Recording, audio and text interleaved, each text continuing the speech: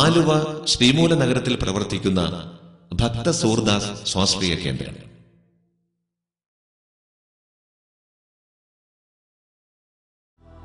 ദൃഷ്ടിഹീനത അനുഭവിക്കുന്ന സഹോദരിമാരുടെ അഭയകേന്ദ്രം. ഇവിടെ ഇവർ കയറുൽപ്പന്നങ്ങളും ചന്ദനത്തിരികളും നിർമ്മിക്കുന്നു.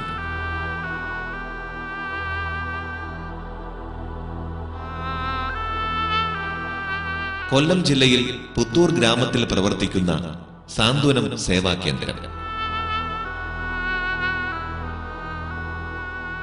ബുദ്ധിസ്ഥിരതയില്ലാത്ത പുരുഷന്മാരുടെ ആശ്രയ കേന്ദ്രം.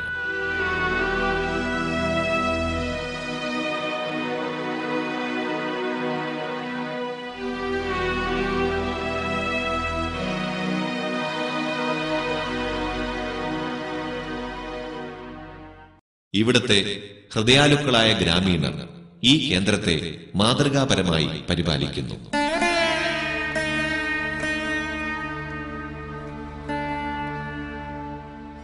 അന്തേവാസികളായ 9 സഹോദരന്മാരെയും പരിപാലിക്കുന്നത് ഈ ഗ്രാമവാസികൾ തന്നെയാണ്.